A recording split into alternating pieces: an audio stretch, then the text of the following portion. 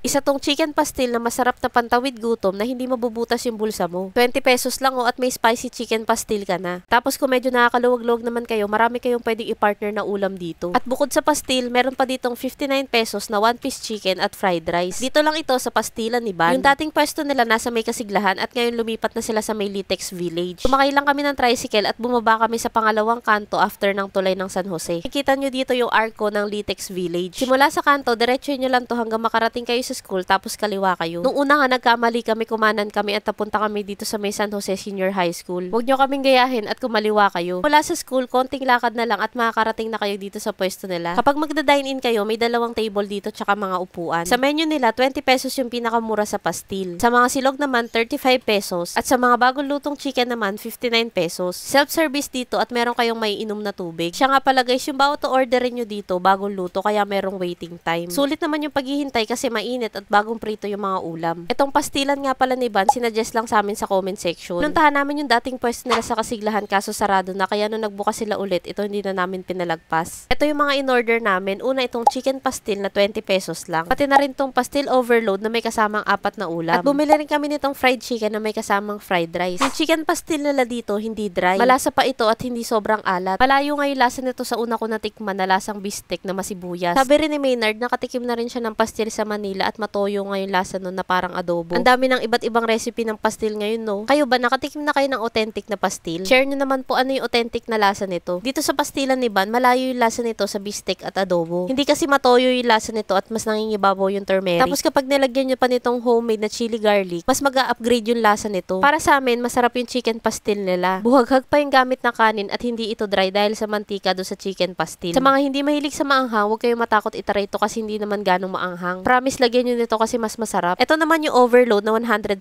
pesos. May dalawa itong chicken pastil, may kasamang 4 na ulam. Meron itong 4 na piraso na fish Shanghai, hotdog, siomai, tsaka itlog. Kung mas gusto nyo yung pork yung Shanghai, mag-add lang kayo ng 5 pesos. Sarap din tong overload nila kasi bagong prito yung mga ulam, lalo na yung Shanghai ang lutong.